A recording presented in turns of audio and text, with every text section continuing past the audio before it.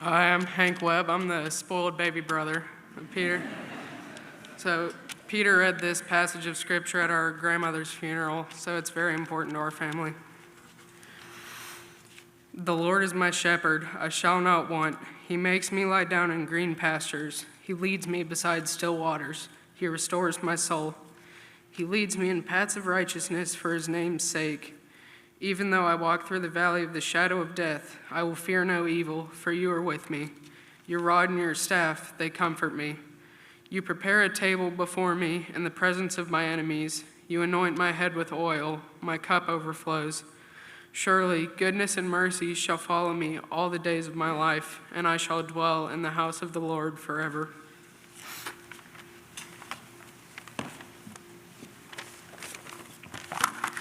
Hi, my name's Sam Webb. I'm number 2 in the Webb boys, as my dad introduces me and calls me. Me and Peter were neither the ends nor the middle. We were kind of the forgotten in-betweeners, the 2 and the 4. Being Peter's brother was a lot tougher than you would think it was. He was really an interesting kid, and there are a lot of stories that I could tell to show you this, but a few stand out in particular.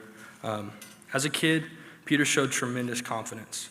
Being the 4th out of 5, he had to. For example, as a 6-year-old, Peter attempted to elbow me off of the couch. He jumped off the couch while I was laying on the ground, attempting to give me the infamous pile driver. He missed, drilled the ground, and shattered his elbow. He failed, but nonetheless, he was still confident. Our grandmother, Linda, tells a story about Peter that shows really how confident he was. Just as me and all the brothers, except Peter, have gone through, Ben was in the middle of his chubby phase. Linda was taking Peter and Ben out back to go swim. As Ben took his shirt off, Peter made some snarky comment, as any little brother would. Supposedly he said something to the effect of calling Ben fat, but Linda recalled it as fatso. Naturally, Ben felt horrible when he said this. Linda had to pull Peter aside and talk to him and told him that everyone has insecurities, things they're all sensitive about. Peter sat there for a minute, pondering what she said, and then gave a response that shows exactly how he felt. He responded with, "Nope, I don't have anything like that."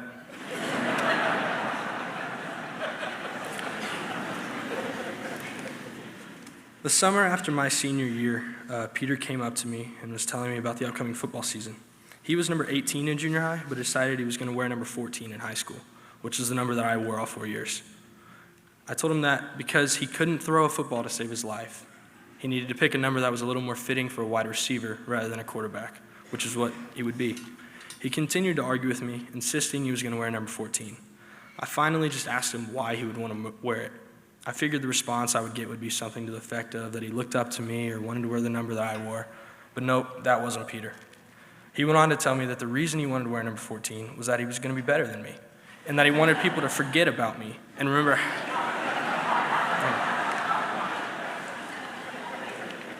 He wanted people to forget about me and remember him because of how much better than me he was going to be. But again, that was Peter. There was no true ill will behind this comment. Though there were times that he did try to get at us, I know that Peter used this as a motivation. He found a way to try to be the best at what he did and was never just okay with being okay at something. It was a glimpse into the drive that he had in everything he did, and he carried that drive even into arguments. He was the master of arguments. It didn't matter what it was, there was no doubt Peter was going to argue with you. Even if he knew he was going to lose, he'd still do it. This caused problems, especially with me. I'm known to argue as well, though not quite as passionately as Peter. But he knew how to push my buttons when it came to arguments, and he would do it any time he needed to do it. Whether it was what the color of a certain article of clothing was, or a deep theological discussion, the argument would happen and be just as intense.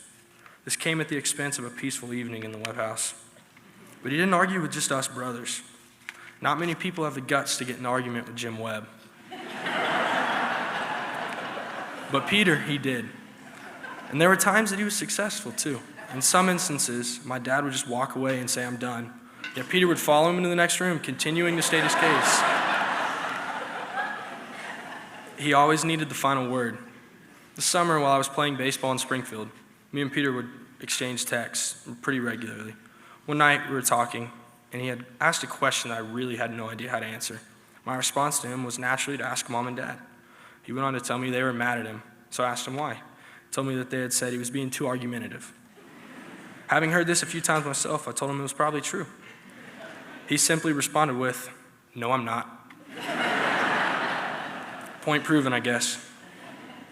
This summer, Peter got into leading worship. He was incredibly passionate about that, and he loved it. Something that I'm passionate about as well, and we were able to bond over that. He wanted so badly to do it, so he learned how to play guitar. When I would come home from college, I would hear him every night in his room playing guitar. There were times I'd walk in and give him some brotherly advice because it sounded so bad. But he turned into a really good guitarist. He was passionate and driven to use the talent that God gave him to glorify the Lord. He saw a need in our youth group after I graduated, and he acted on it. It wasn't something that just happened right away, but he was driven to fill that need, and he did. Each week, he would text me and ask for chord charts and lyrics. I was so proud of him for seeing a need and stepping in to fill it. He was following his passion, the same drive that he had in his attempts to hurt me, make people forget about me, and win arguments was the drive that he took into leading worship. And that's who Peter was. He wasn't going to fake it or put up a front. He was unforgivingly passionate and loved the things he did. This got him in trouble at times, of course, but also caused him to lead and love really well. Friday night at the football game, one of the coaches had mentioned to me that Peter was making excuses, and he wanted me to go talk to him.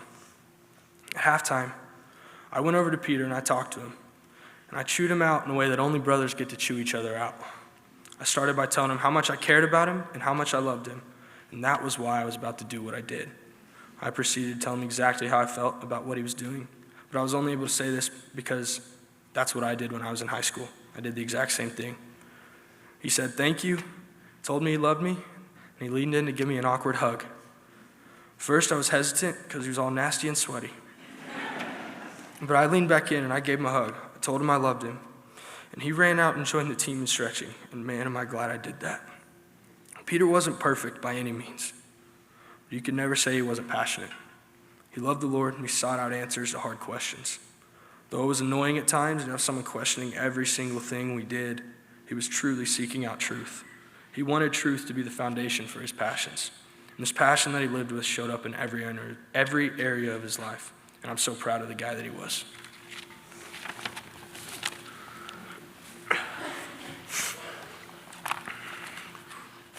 My name is Ben Webb, and even though I'm Pete's older brother, sometimes it felt like he was older than me. His advice and his experience were way beyond his years. Pete was the kind of guy who would punch you in the face, think about picking you up immediately, decide not to, then come back later with an apology. I have firsthand experience of this. When he punched me in the face during a boxing match, my eye began to immediately swell. Instead of stopping, he looked me in the eyes and kept punching. After Coach Cloud broke up the fight, there was a short and sweet, "I'm sorry." My brother was a great fighter, but he was an even better comforter, lover, and brother. He understood what it meant to be a brother, and he did just what it took. Pete did everything to his full potential. He would not do anything unless he knew he could give it his all. Don't get me wrong, he did try to argue even when he knew he was wrong before the argument had started. Eventually he would stop, but only after he had gotten his point across. He could never get himself to admit that you were right during the actual argument, but on rare occasions he would later admit defeat. People always said he was the meanest Webb. They also said he was the sweetest, most caring Webb. I can stand here today and agree with all of those who have ever stated these two phrases. That was our relationship. Pete and I would always want to be better than the other. I know how much I love competition, but it wasn't until just this year's football season that I realized how overly competitive he was. He was never willing to lose, or even let the competition think they had a chance to win. I kept telling him day after day at practice, quit trying to beat me in circle drill, but his response was consistently, "We'll see about it tomorrow." Pete was determined and would never quit. Pete had a big head, not only literally, but figuratively. He had an even bigger heart. This gave him his distinct courage and fight. His heart for others, even though he did not always show it, was one that is incomparable. He would go out of his way to help however, whenever, and whoever he could. Pete was selfless. When I decided to share a verse that describes every aspect of Pete's life, I hardly had to think. 1 Timothy 4:12. Do not let anyone look down on you because you are young, but set an example for the believers in speech, in conduct, in love, in faith, and in purity. Pete lived this verse out daily. Whether it was on the field, in the classroom, or even just at home, Pete was a leader.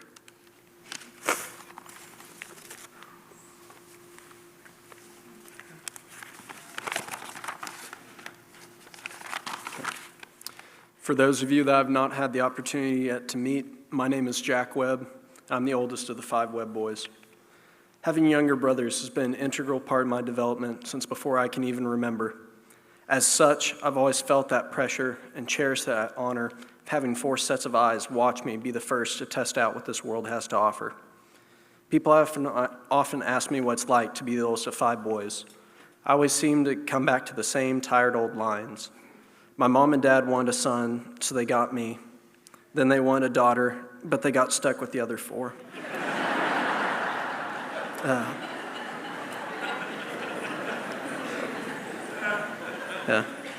My next favorite one is just, we have a whole basketball team. I've always really liked that one, but in reality, this has been a football family for over a decade. Here at Covenant, I was the first Webb boy to lace up his cleats and step out into the field in a Patriots uniform. Before the name Webb really meant something here at Covenant, I fell in love with the game. I was slow and small, but there was just something different about the brotherhood surrounding football. In 8th grade, I was joined by the next Webb. My little brothers and I competed endlessly in sports through the years as we grew up, but this was my first taste of what it meant to have one of them be my teammate. By the time I was a senior, there were 4 Webbs wearing Patriot across their chest. My love for the game had continued to grow despite difficulty, and right behind me, I got to see my brothers sharing that love. Even once I was going to college, I would try to come back and watch them take the field every Friday night that I could. On the nights I wasn't able to make it, I would wake up the next morning with the anticipation that I could get online and watch their game film from the night before. Every conversation that I had with them would inevitably mention something about training or a game or a play that they were excited about, because we all shared in that love of the game. And even when I was gone, I still had that connection with them.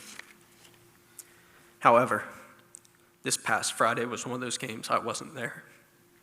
This past weekend, I was serving at a retreat to share the gospel to students at OSU.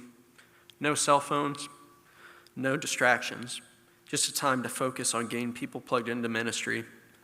We've been planning and praying over this weekend since last October. So excited to see what the gospel was going to do. I was so excited for a time of spiritual refueling and a time of growth. And then once I got home Sunday afternoon to watch my brother's game film, I went to bed Friday night with the intention of playing my small group lesson the next morning before breakfast. But that never happened. I woke up Saturday morning to some old man standing in the doorway of my cabin. It took my eyes a second to realize that old man was my dad. Those next few seconds, as he walked to my bed, my heart sank in a way that I'd never felt before. All I could think was, no, God, who did I just lose? Who did I just lose? Then he confirmed my worst fears. My little brother had gone down on the field playing the game that I loved. The next 3.5 hours, as I rode from Tahlequah, Oklahoma to Oklahoma City, my eyes were closed, I had music on, but I couldn't sleep. My mind was a stream of consciousness with no beginning, no purpose, and no conclusions. The only thought that I could hold on to was, just wake up in your bed. This is just a nightmare. This is just a nightmare. But it wasn't. Over the next few days, I felt emotions that are hard to put into words. The depths of sorrow in that hospital room cannot be expressed by human language. Neither can the love that was in the room when my parents came home from the hospital, and we all just stood there weeping in our living room. We were surrounded by caring friends and family, but it was just us. We were all together, but together we were all broken. If you can't tell, I'm a person that's very real when I feel something strongly. I knew Peter, and he was not even close to perfect, but he was relatable because he was also real.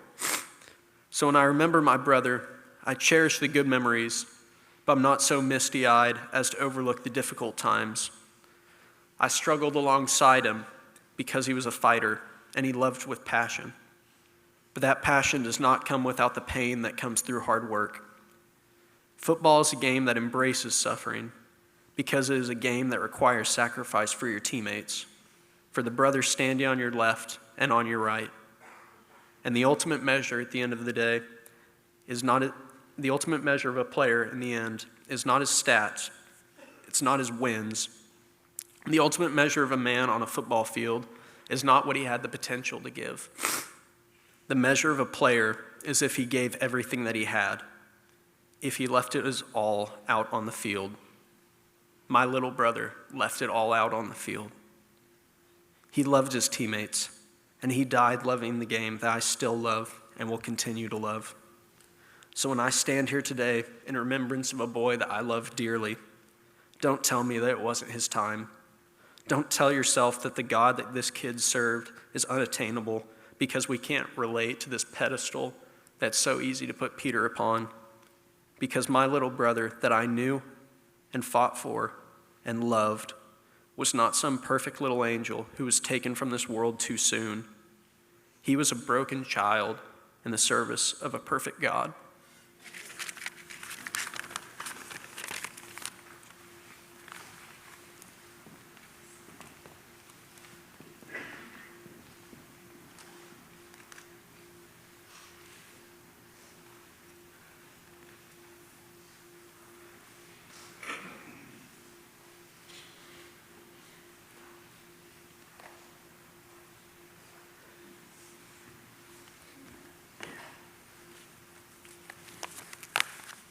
Boys, I'm so stinking proud of you for doing that. That's tough. You know, it's good to laugh, it's good to cry. We've done a lot of both over the last week and more intensely than ever before. After we sat around one evening this week, a couple of the boys commented to me, they said, "Dad, we've never seen you laugh that hard." There's just an intensity that comes with pain. And as we sat telling stories, I remembered stories, and I'm still remembering stories that I had forgotten. You heard a little bit about his about his arguing skills, but I will tell you, Peter was a talker. Those of you who know him know he was a talker, and an incessant one sometimes. The boys reminded me this week of a couple times where I literally said to Peter, "Pete, what's the deal? Did you not get enough words in today?" It's like, stop, I'm done. Just this morning, Stacy and I remembered something that Peter would often say, and he would say, "Don't worry, I'm the kid you always forget." And he's right, because there was a time that we were on a family trip and we left him at a gas station.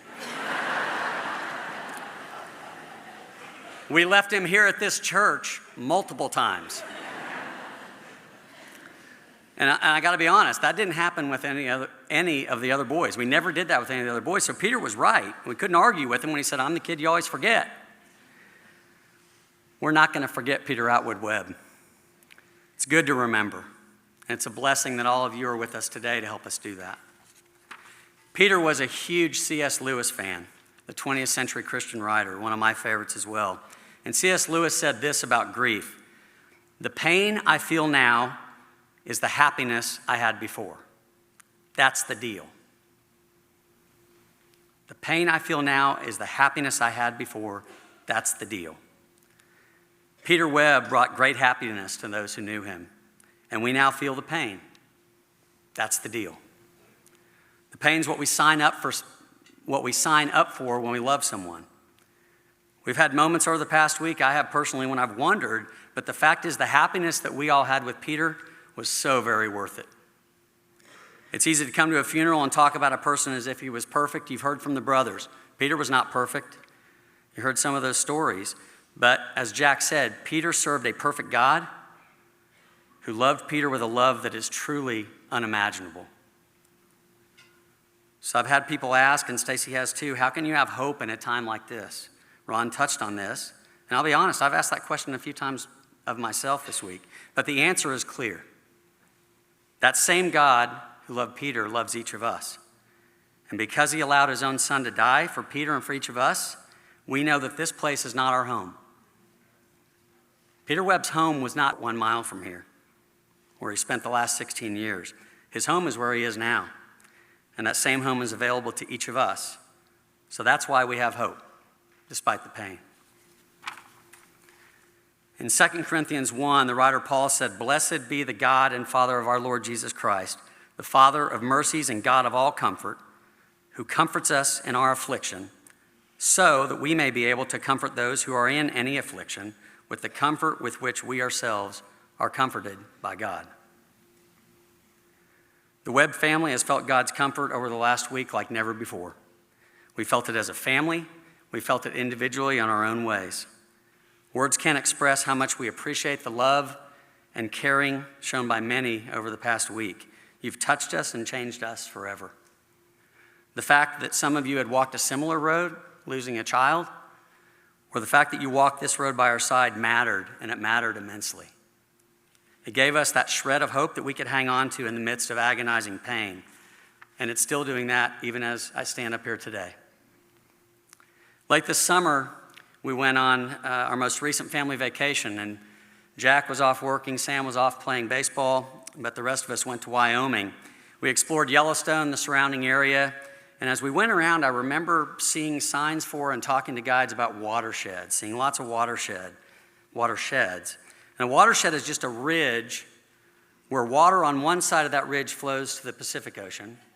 Water on the other side of the ridge, inches away, flows to the Atlantic Ocean.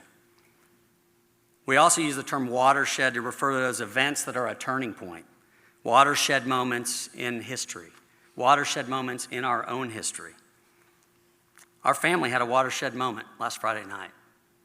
A turning point that will change us forever. At least it better change us forever, or all this pain is wasted. Another quote that C.S. Lewis had about grief is this. He said, "We were promised sufferings. They were part of the program. We were even told, 'Blessed are they that mourn,' and I accept it. I've got nothing that I hadn't bargained for. Of course, it's different when the thing happens to oneself, not to others, and in reality, not in imagination." Last Friday night at 9:30 and the hours following, suffering came to the Webbs, and it came with a far greater power than the pancake block Peter threw just moments before to spring Tyler Kelly for a long touchdown run. I was working the chains, watching two of our boys do something that they absolutely love, and all five of my boys, you've heard, are passionate about the game of football. They don't get that passion from me or Stacy. Look at me, I'm not a football player, okay? They get that from themselves and the way that God knit them in Stacy's womb. I was about 25 yards away from Peter when he went down, and as the trainers and coaches immediately started screaming my name, I knew it was bad. And it was. Sometime in the middle of the night, 3 doctors sat down and with me and Stacy. They pulled us into a separate room, which was not a good sign. And the doctors told us that Peter had bleeding on his brain. His brain was too damaged, beyond repair, and there was nothing that could be done. Surgery was not an option. Just like Jack talked about, there are no words to describe the feelings that we felt right then. I know there are people here listening who unfortunately know exactly what I'm talking about. But the doctor sat staring at us almost like they're wanting a response. And as my head spun around and my gut was wrenched, all I said was, "What are we supposed to do with that? What are we supposed to do with that?" I'm still asking that question today, but of myself, not doctors, nurses, medical personnel. What are we supposed to do with that? What are we supposed to do with what happened to Peter Webb last Friday evening? For those of us who knew and loved him, are we to stop living? Are we to stop loving other people? Are we to get angry at God for taking our precious boy, brother, grandson, friend, boyfriend? What are we supposed to do with that? As Ron mentioned, we have a tendency to ask why, and we do that as humans. Many of you may be asking why. Why do tragedies like this happen? Why did a 16-year-old kid die doing something that he absolutely loved? Why was Peter taken supposedly before his time? Whether we like it or not, and I don't, it was Peter's time. A number of my close friends and mentors, some of who have walked the same path of losing a child, have been encouraging me constantly, don't ask why. And the reason for that's quite simple. We're never going to get an answer to that question. Never. We're wasting our energy asking a question to which there's no answer to be given to us on this earth. But we hurt. What question do we ask? What questions can we ask? And I'd say there are two. We ask how. How shall we live? How shall we change? How shall we grow? In this watershed moment in our lives, is it going to shape us, mold us into the people that God wants us to be? And the other question is what? What are we supposed to do with this? As we told the other boys their brother was going to die, I told them two things. I don't know what's happening. I don't understand it. But I know this. We're going to make it through this together. Mom and I are going to make it through this together. And as a family, we're going to make it through this together. My dear friend Mike Ross told me that the family needed two things from me, strength and wisdom. And he said, Jim, the problem is you don't have either of them. And he was right. But thankfully, we serve a God who provides what we don't have. And we've watched God's provision in the midst of this tragedy. We lost our son, but God has proven himself faithful repeatedly. I can't even list the times that God has proven himself faithful just in this week. And he's done it in large part through people that are listening to my voice right now. Again, thank you for being faithful to that calling. Looking back on the people that God put in our paths from the moment that Peter went down that field, the coaching staff, the trainers, the other people that were around, to the ambulance, to the hospital, all through the week at our home, as we talked to people, people ministered to us. The only, as Stacy calls it, intelligent conclusion from what we've seen this week, the only intelligent conclusion is that God is working. And God's working not just for our family, but for each and every one of us. So I apologize, but I want to turn this discussion personal for a minute. And first, I want to give a short message to my beautiful bride, Stacy. I can't put into words how thankful I am to have you as the wife and father of my boys. You're the one and only and forever love of my life. We did not realize we were signing up for this as part of being husband and wife or part of being parents. Yet here we are, side by side. And that's how it's going to remain. God's going to make us stronger. He's going to make our marriage stronger. The pain I feel now is the happiness I had before. That's the deal. Even now, knowing pain beyond my understanding, beyond your understanding, even now, I'm willing right now to make that deal, make that bargain every day when it comes to you. At the same time, we have so much happiness in the midst of pain. Even this week, I've talked a little bit about that. We'll continue to love each other. We'll continue to love our boys. But most of all, we're going to continue to worship and serve our God. So to the boys, my question for you is this. What are you going to do with Peter's death? This is a watershed moment in your young lives.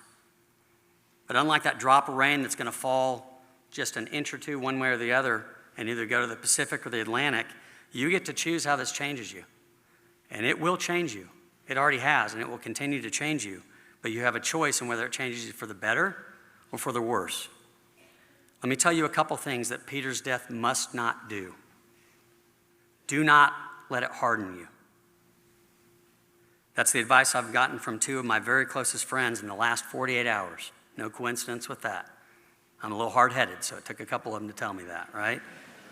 Don't let it harden you to God and His truth. Don't let it harden you to each other. Don't let it harden you to life in general. I can say this right now, Mom's going to get mad at me, but I have the microphone and she's not the boss of me anyway. This sucks, okay? This right now, what we're going through sucks. But the pain you feel now is the happiness you had before. That's the deal. And it was always the deal, even when we didn't know it was the deal. So don't let Peter's death harden you. Additionally, don't let Peter's death curb your passion for football, your passion for other sports, your passion for music, your passion for learning, your passion for helping other people. Let what happened deepen that passion. But as we've talked about this week, the only way to do that is to embrace the pain. Ron Jarrett mentioned the time that he told me that very same thing that he told you. God doesn't waste any pain. And when he told me that 19 years ago, in what was then the darkest moment in my life, I said to Ron, you're about to find out, because I'm about to come across this table and inflict some pain, right? But he was right. He absolutely was right. And God will use your pain for good, both for you and for others, in ways that God only knows right now. You can't imagine it. Mom and I can't imagine how he's going to do that. But he can only do that if you embrace the pain, if you feel that pain. Talk about it. Write about it. Pray about it. Scream about it if you must. Embrace the pain, but don't hold on to it too long. In that pain is great energy, but you have to allow God to take that energy and turn it into something good. God can use that pain to grow your passion for him, for each other, for our family, and for other people. Only God can do that work in your life. Let him. Let him. Everyone's grief is different. Everybody's grief journey is different. Despite what you may have been told, you will do the work of mourning, of grieving in your own special way. Don't compare your experience with each other. Don't compare it with anybody else. Let God do his work in you. He knows you far better than mom and dad know you, far better than you know yourself. Give yourself space. Give yourself grace. Give yourself time. For right now, you need to live minute to minute. Eventually, trust me, you'll get to live hour to hour. And eventually, you'll get to live one day at a time. But stop there. Don't go beyond that. Live life one day at a time from this point forward. Mom and I love you, and we love you fiercely. We love you no matter what you do. We love you no matter what mistakes you make. We love you regardless of whether you seem to win or you appear to lose. We're on your team, and we will never leave your side. So for everyone else here today, I'd encourage you to ask the same question that I asked those doctors in those dark hours last Friday night. Ask yourself, what am I supposed to do with this? What am I supposed to do with Peter Webb's death? What am I supposed to do with what I hear here today? Thank you again for being with our family today. It means a lot to us.